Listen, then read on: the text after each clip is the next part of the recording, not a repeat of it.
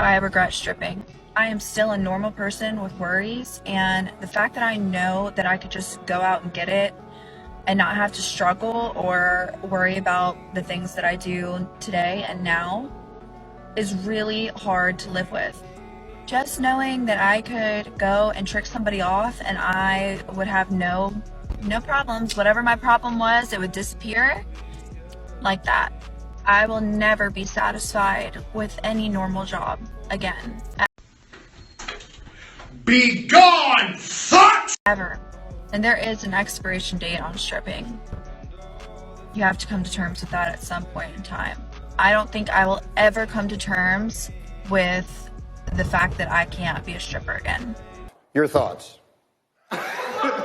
What? What? Sometimes I miss it so bad that my mouth waters. Disgusting. Barf emoji. Barf emoji. Barf emoji. And that is insane. It's a dopamine rush to me. I seriously wish I could have a lobotomy to remove my dancing days out of my head. Stop it. Get some help. I'm not sure how to take that information. She says her mouth waters thinking about it. What does that mean? What are you thinking about? Oh, bruv, this is crazy. These hoes are lost. She literally says she misses stripping. Can't blame her. That's what she wants to do. It's in her nature. It's in her character. That's what she wants to do. She wants to be sexualized by men. She wants to take off her clothes. She wants men to sleep with her for money, pay her for her body.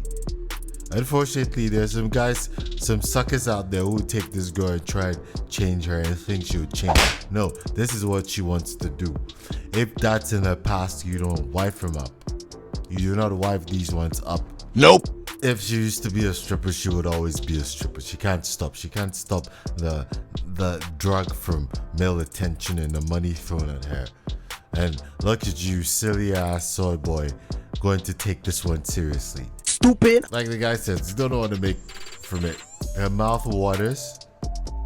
Well, I know what to make from it. It's a 304. It's a garden 2.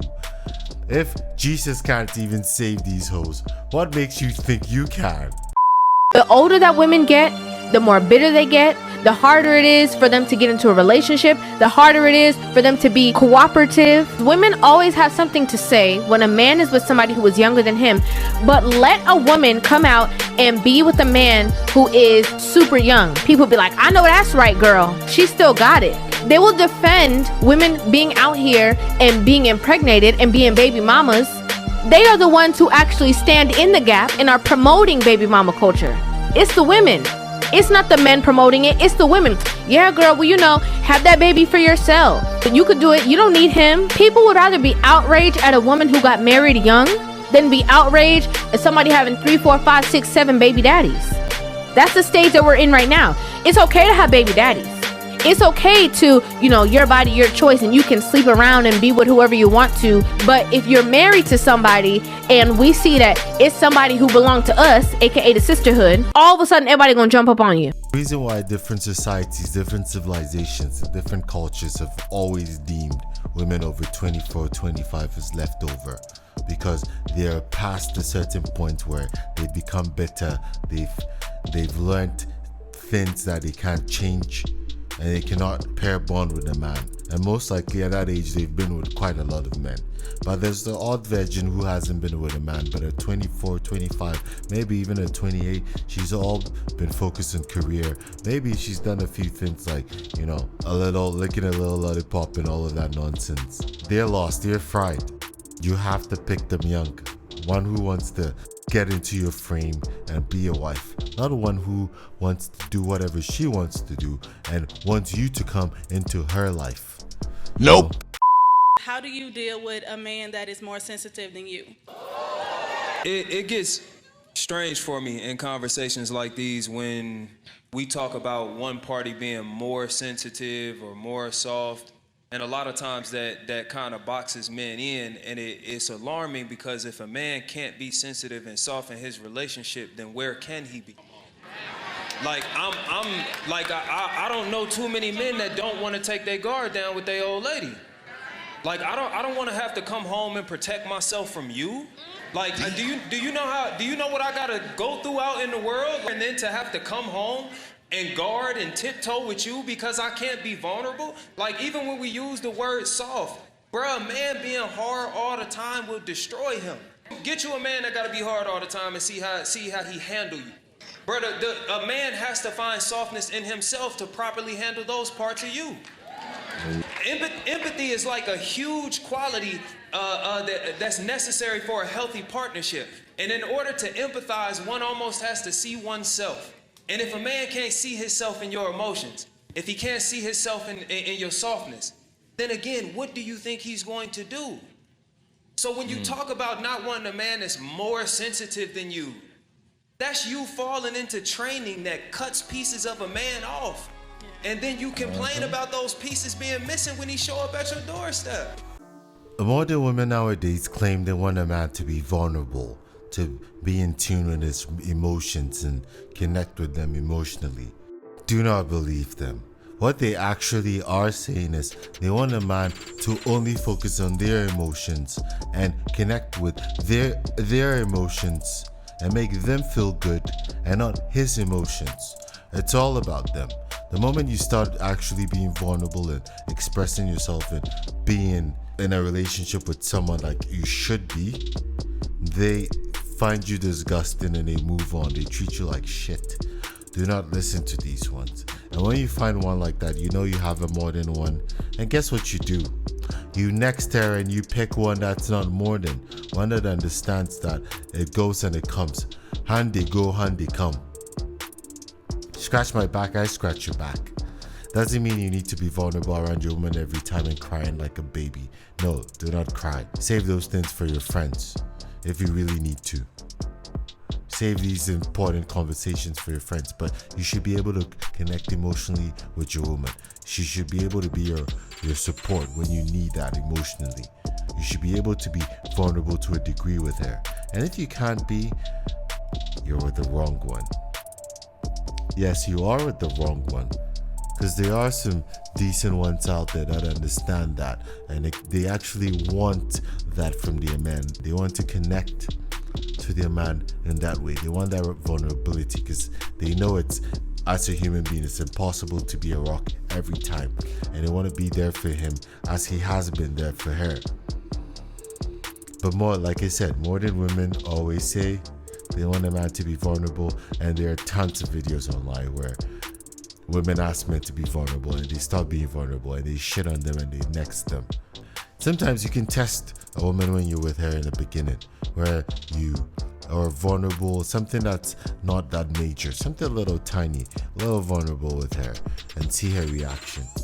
Pay close attention and it will tell you all you need to know, but you need to have discernment. When women say, oh, you need to have a 304 phase, everybody needs one, you just got to get it out of your system. Why is it in there? Why do you have that desire? Why is it within you? It's not a phase. It's something that clings to you and sticks to you. That 304 phase. What are you benefiting from? A range of experience? You could get that from one person. What are you benefiting from? Variety? So what do you think is going to happen when you're back in a stable relationship with just one person? You're going to start craving that same variety. There's going to be a lot more trauma, besides the childhood trauma that you already come with, that everybody come with. Now there's going to be this grown trauma of you trying to figure out why you can't be satisfied, why you can't be pleased, why you not happy, why you want change, why you striving for all these things here, why you want. It's so sad and so distasteful. I've always said this, there's nothing like a 304 phase. It's not a phase, it is who the person is.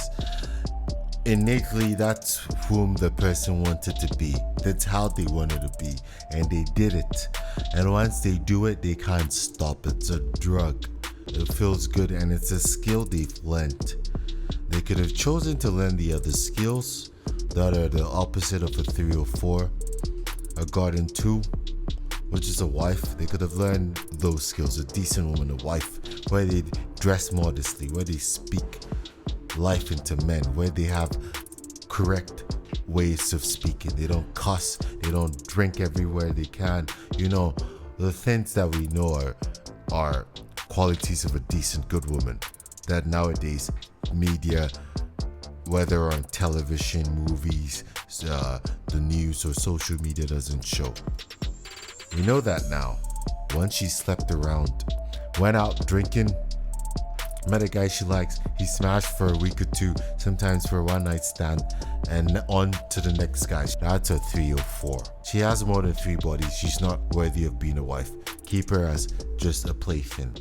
When given an opportunity, women segregate themselves into more comfortable positions.